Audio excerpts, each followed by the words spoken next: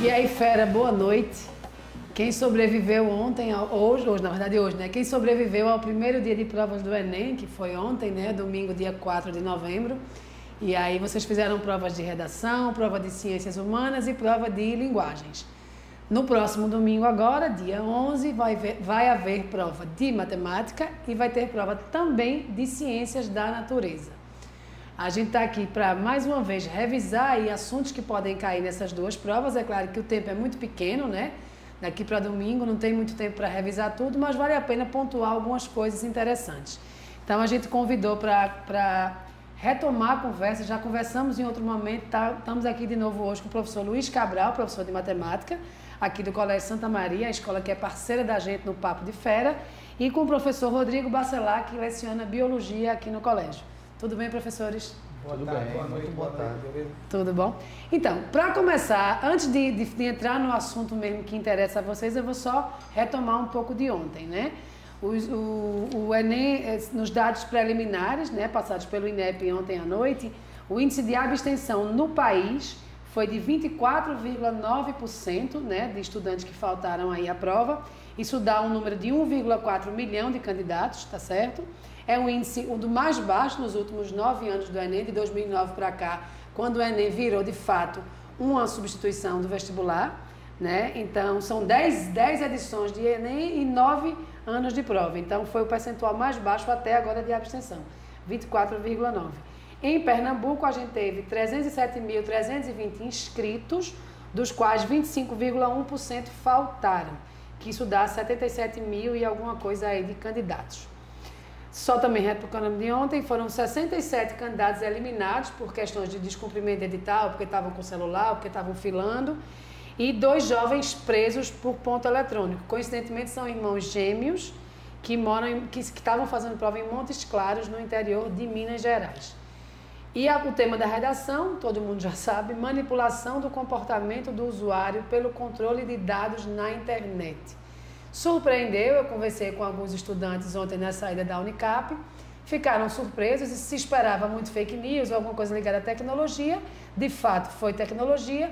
E aí, conversando ontem com a professora Ana Cristina, que é daqui de Santa Maria, e olhando, se vocês verem a avaliação que eles fizeram no Jornal do Comércio de hoje, a avaliação de Eloy, de Robson, de Ana Cristina e de Jeremias, eles colocam muito da preocupação do estudante falar, na verdade, a quem interessa essa manipulação de dados, com qual finalidade. O jovem que não abordou isso, ele corre o risco de ter fugido ao tema. Antes de começar matemática e natureza, eu queria perguntar ao professor Bacelar e professor Cabral o que é que acharam da redação. Não podia ser mais atual esse tema, né? Como já tem sido recorrente nesses últimos anos, abordaram algo que, embora os professores, né, provavelmente tenham treinado muito durante o ano, mas extremamente atual, né? Eu acho que eles esperaram para o último momento para fechar esse tema desse ano realmente. Mas o senhor sabe que o ministro falou que esse tema foi definido 4 meses atrás. Então, segundo ele, não tem a ver. Até porque foi mesmo porque tem que dar tempo de imprimir as provas. Então, faz 4 meses que o tema já estava decidido. Gostou, Bacelar? Sim. O tema é muito pertinente, extremamente atual, né? Na verdade, tecnologia está sempre na moda, né? Desde muito tempo. A gente vê que questões inerentes de contextos diretos ou indiretos acabam abordando tecnologia.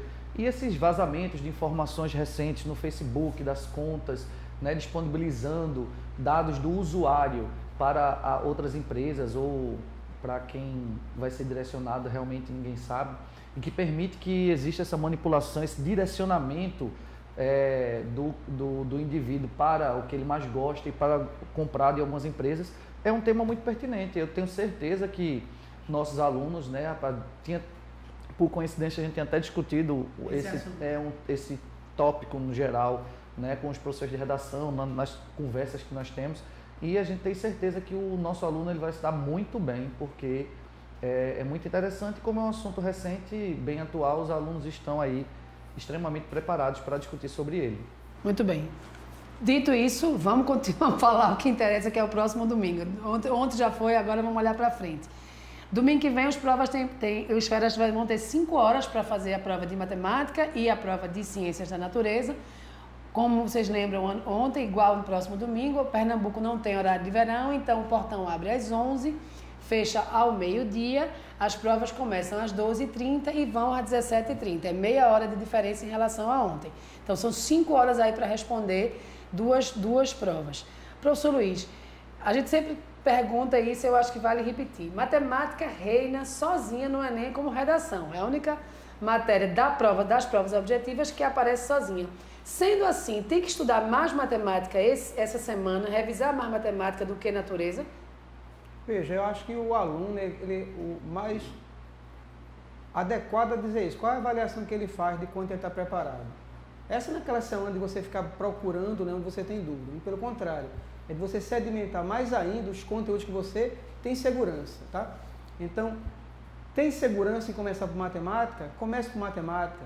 Tem segurança em começar por exatas e por natureza? Comece por natureza. Agora, não fique titubeando no que começar. Foque sua atenção, tá? Começou a prova, não perca tempo. Aquela questão que você sentiu dificuldade, passe para outra, porque você vai acabar, né, criando aquela ansiedade que em nada vai ajudar você no desenvolvimento do restante da prova. E natureza, professor Bacelar?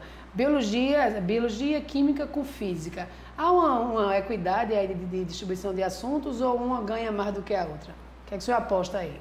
Não, geralmente tem uma distribuição boa dos conteúdos e existe nessa interação muito grande, principalmente entre a biologia e a química, mas tem também essa interação da biologia com a física, né? Então a gente encontra, às vezes, realmente a gente tem dificuldade de saber aquela questão realmente de para qual disciplina ela está tendenciando mais. Então é comum a gente sentar, né, eu, professor de química, e a equipe de biologia com a equipe de química para poder resolver algumas questões, mas é bem balanceado sim. Como o professor Cabral falou, acho que o ponto principal é você se ligar no tempo e principalmente no tempo que você leva para a resolução das questões. Tente resolver de primeira as questões mais simples, aquela que você acha menos complexa. E à medida que você ganha tempo resolvendo essas questões, aí você pode se dar o luxo de perder um tempo maior nas questões de maior complexidade. Às vezes a gente empaca, né? O aluno empaca, só quer sair daquela questão quando resolver e está perdendo tempo em resolver outras questões. Lembra, o Enem ele é uma prova baseada na teoria de resposta ao item. Então, questões mais fáceis têm um peso, uma validação maior do que as questões de nível mais complexo. Então, façam primeiro as questões de nível mais fácil. Esse é um diferencial bem interessante e vai ajudar vocês a controlar a questão da ansiedade. Em relação a escolher qual começar, matemática, física, química, biologia, é bem relativo. É interessante que o aluno vá pelaquela área onde ele se sinta mais à vontade. E a partir daí ele vai realmente deslanchando das outras disciplinas. E matemática, professor Cabral, se puder eleger aí, claro que é difícil fazer essa pergunta, é difícil responder essa pergunta que eu vou lhe fazer, mas eu tenho que fazer. 2 assuntos top, cadeira cativa no Enem. Análise de gráficos, isso envolve diretamente todas as áreas do conhecimento, especialmente como o Bacelar acaba de dizer. Né? Chega onde você não sabe analisar se a questão é de matemática, se é de física, se é de química, se é de biologia. Para vocês terem ideia, na prova de redação, um dos temas propostos envolveu infográfico, né? Quanto mais agora na parte de matemática e de ciência da natureza. Então, como o Bacelar acaba de salientar, pegou a questão, foca, não fica indo de uma questão para outra, tá? Que isso vai gerar em ti ansiedade. Outra coisa importante é, te liga no tempo, fazendo determinado número de questões, já passa para o gabarito. Questão básica do Enem é tu dominar a tua ansiedade e o tempo de resolução da prova. Então, o senhor falou análise de gráficos e me deu um outro tema, um outro assunto. Geometria como um todo, geometria plana, geometria espacial, dados estatísticos, probabilidade, a gente já mencionou aqui numa outra oportunidade, né? Que eles estão cada ano mais, né, voltando àqueles temas que anteriormente não eram vistos, logaritmo, por exemplo. Então, dá uma passada, tá? Mas sem buscar coisas que vão te gerar ansiedade. Hoje, essa semana é semana de tu reforçar que tu já sabe bem, não está buscando coisas... Não procurar o que não sabe. Não procurar o que não sabe, exatamente. Joia. Professor Bacelar, o senhor aposta em mudanças no perfil da prova de natureza? Não. Pelo que a gente viu ontem, né, não tivemos tanta mudança não na configuração da prova. A prova veio dentro do esperado, né, eu conversei com alguns professores, né, e não houve uma mudança na estrutura da prova, mas... ela ainda teve algumas falhazinhas na questão de distribuição dos conteúdos. Alguns conteúdos que não eram tão cobrados apareceram, mas dentro do esperado, né? Dentro do esperado. E a questão principal da prova de Ciência da Natureza é só o cansaço mesmo, que é uma prova longa, né? Que Como foi? Ontem gráficos. Foi muito texto também. Ontem os meninos mas eu vi um comentário que reduziram um pouco a questão dos textos, mas no nosso caso é mais a questão que leva um pouco mais de tempo a interpretar gráficos, tabelas, infográficos. Então, essa correlação da química, da física, da biologia com essa habilidade que é muito cobrada dentro da prova do Enem, que é justamente a interpretação desses infográficos, gráficos, tabelas, charges, isso leva um pouquinho de tempo também.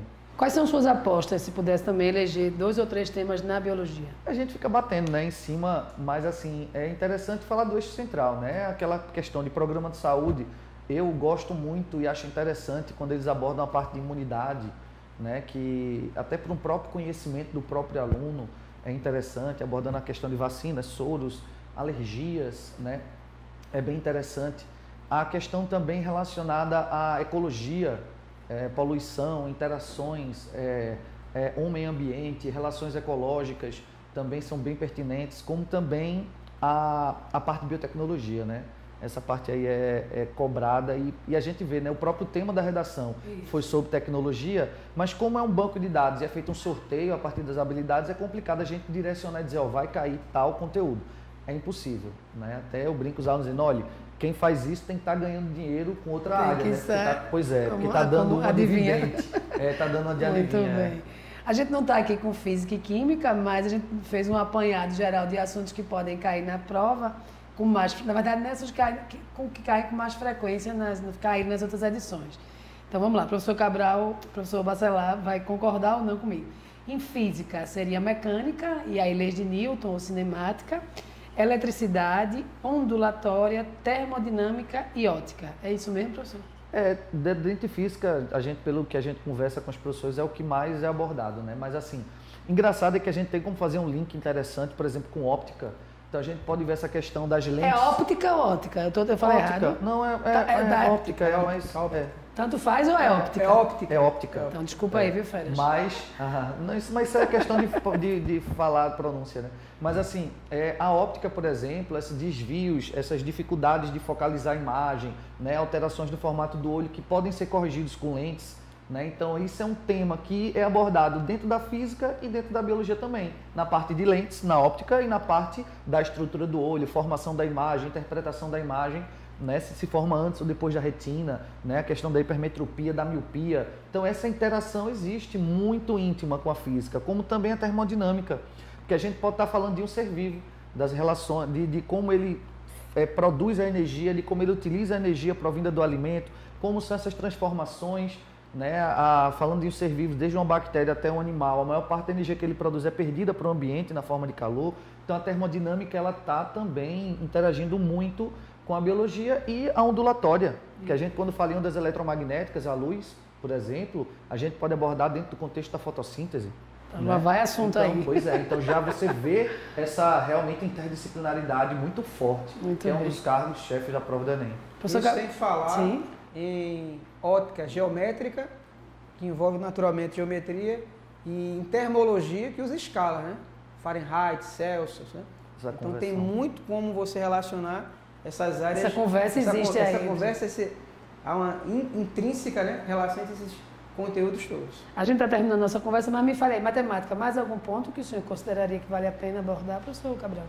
Não, Fera, vê, importante nessa hora tu ter a certeza de que está preparado, né, e se garantir naquilo que realmente tem mais domínio, né?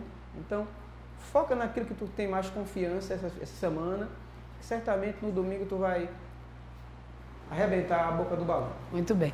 E química, a gente separou química geral, físico-química, química orgânica, meio ambiente e energia.